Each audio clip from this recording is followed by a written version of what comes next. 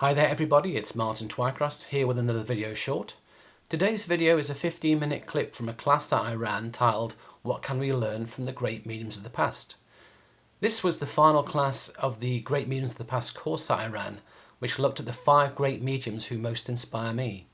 And they are Gordon Higginson, Estelle Roberts, Helen Hughes, Maurice Barbanell and Harry Edwards. In this final class I looked at the qualities that they all possessed that helped make them such great mediums. And in this clip I talk about the qualities of sacrifice, humility, the love and passion that they had for their work, and also confidence and the ability to stand in their power. The Great Mediums of the Past classes were recorded and the course is available. I shall put a link to it in the description and comments below should you be interested. But I do hope that you enjoy this video and I do hope that you get a lot from it.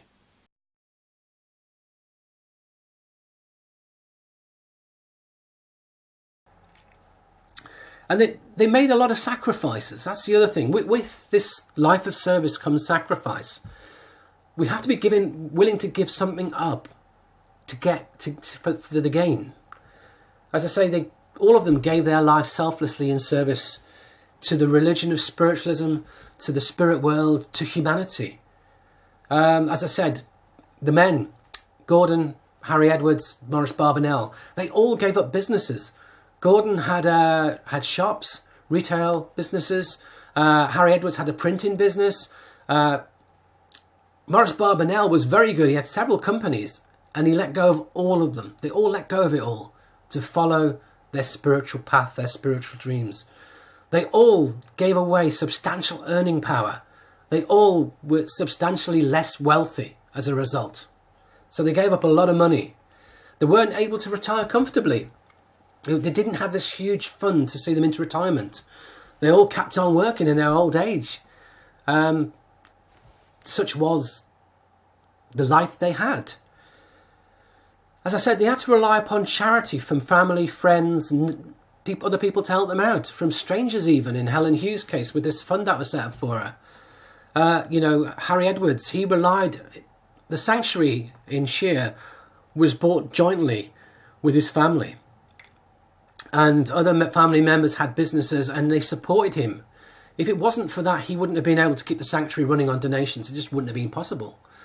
So he had to rely on charity. Gordon had to rely on charity. We can see that they gave up a lot materially. They sacrificed a great deal materially to be able to do their work. Their family and their relationships were affected as well. They were often on the road, often travelling great distances. Helen Hughes and Estelle Roberts and Maurice Barbanell, they did these propaganda tours up and down the country where they could be working almost every weekend or pretty much all during the week as well. Going up and down the country, serving spirits, serving their religion, helping people. Helen Hughes even did it while her husband was seriously ill at home. She wasn't by his bedside. She was serving spirit. She was doing her work. Gordon Higginson couldn't be stopped when he was ill on his sick bed. He jumped out the window. He was locked in the room by his partner Frank, and he still wanted to get out there and do the work. Such was their desire, their need to serve, their need to help people. Of course, they had less time for themselves. They had less time for their interests, for their hobbies, because their life was a life of service, of devotion to others. Their health often suffered due to overwork. In particular, I know that Gordon's health, in particular, he overworked so much that his health often suffered. He developed diabetes. He had a stroke. That stroke, I think, overwork played quite a big part in that as well. And when you love your work, there is this tendency to overwork. Absolutely, there is this tendency to fill your life with it. I see that. I get that. So the point being is they made a great deal of sacrifices to do their work.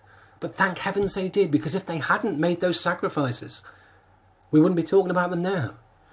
And again, we need to look at ourselves that, if we're willing to follow this path, there will be sacrifices along the way.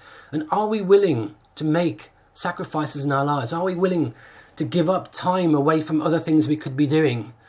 Maybe you want to watch TV a great deal, or you want to have some other hobbies and interests, and you cannot do them as much because of your spiritual work. But is it a price worth paying? Hopefully the answer is yes. Something else about our great mediums that for me I really value is their humility. Their humility. You know, each one of them was fabulous. I wouldn't be talking about them on the course if they weren't fabulous. But they didn't allow their abilities, it didn't allow the fame that came with it, they didn't allow the love given to them to affect them. They didn't develop a big ego, didn't develop arrogance, didn't become egotistical. They didn't boast about their abilities or their work. They didn't say, I'm the best in the world, I'm number one. No need.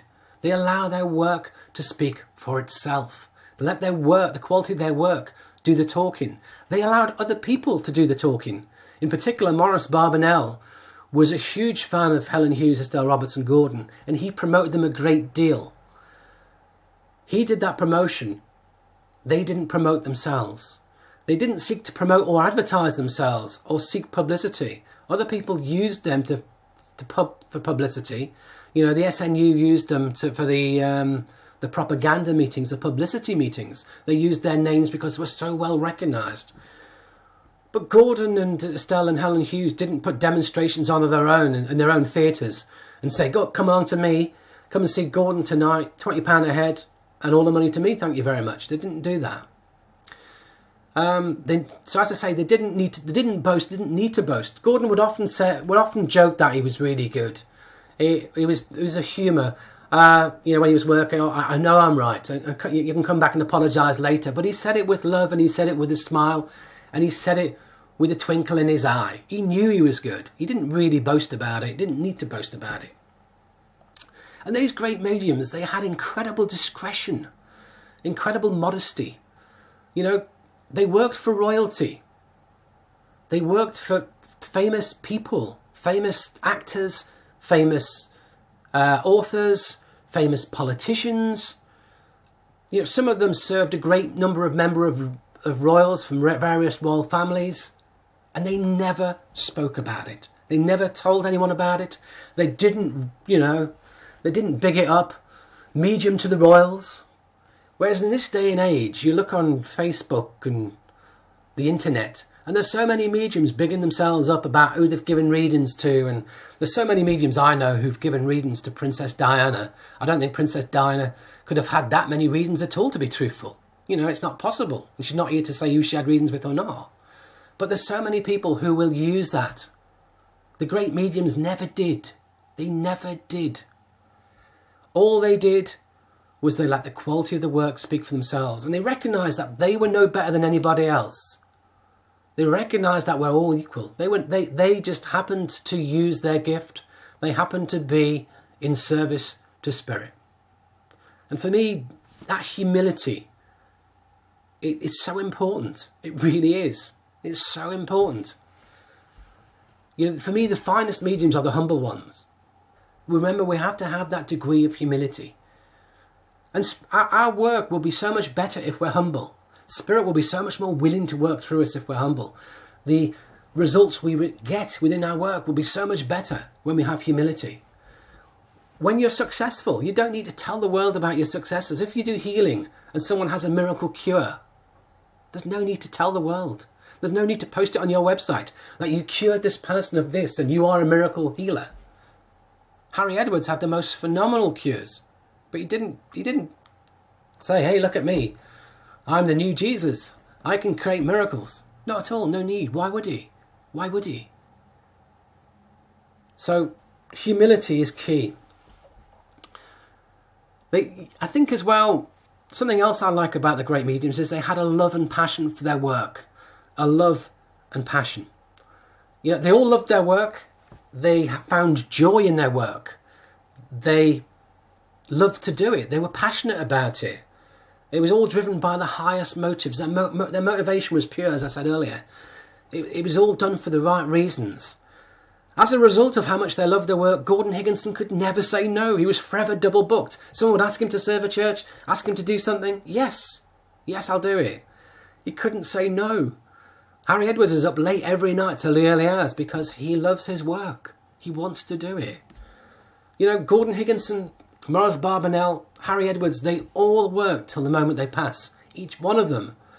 Gordon Higginson had just finished serving a church that day. Harry Edwards was just finished sending out absent healing. Maurice Barbanell was working on the latest edition of Psychic News. They were all working until the day they passed. Such was the love they had for their work. They didn't really need to retire because they loved their work so much. When you look at your spiritual work, do you love it? When you look at your spiritual work, do you find joy in it? If the joy or the love ever goes out of our work, for me, we need to take a step back. We need to pull away. We need to examine what created the joy and the passion for us within our work in the first place and rekindle that love affair. You know, if you no longer enjoy doing it, why bother? Go and do something else you enjoy. That's the key. If you find yourself no longer enjoying it, examine why. Examine why. Look at why you're no longer enjoying your work and see if you can change that dynamic. Because the great mediums, they had that love and passion. And we should seek to develop and kindle that in our own work. For me, what I like as well is the fact that they had this confidence in their work as well. There was a quiet confidence in their work. It wasn't a brash confidence. Estelle Roberts, when she stood on platform, she was transformed. When she started working for the spirit world, she would never back down. When she started working for the spirit world, she had a strength and a confidence. It wasn't born of ego or arrogance. It was born of a knowledge of absolutely being right in what she was doing. She wouldn't suffer criticism because she knew she was right and she could prove it. And she did. You know, she was never accused of fraud because she met every test. So these great mediums, they stood in their power. You know, people attacked Gordon. People accused him of fraud. He was on the front page of the newspapers, on the tabloids in the UK of the day, the era, the People and various other papers. You know, front page news that this man is a fraud and he's defrauding people. But he had to stand in his power because he knew the truth. Spirit knew the truth. He had to keep going. He had to have that determination.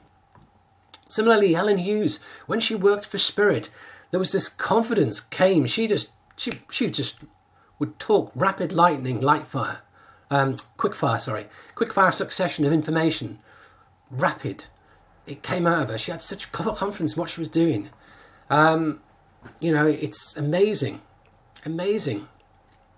So for me, each one of them, people would say when they were on the platform, when they were working, Gordon,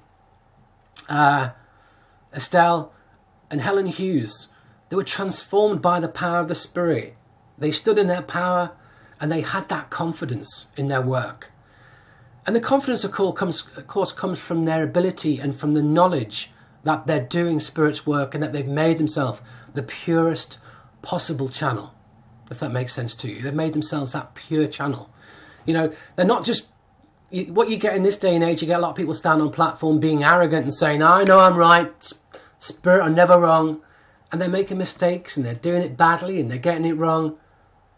And it's the ego, it's the arrogance of self.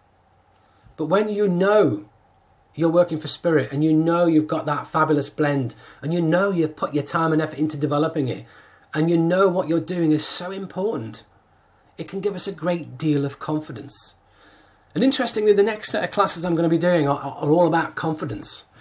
Starting in beginning of December, I'm going to be doing a series of classes called The Confident Medium.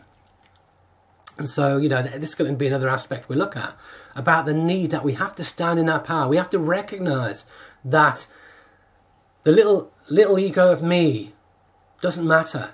It's the work of Spirit. It's the power of Spirit that's been working through me that gives me the confidence to work and keep going. Not my own little voice saying, oh, am I good enough? All those other aspects. We have to learn to diminish that through standing in the power of Spirit. If you found this video helpful, then do hit the like button and subscribe to my channel for more videos like this.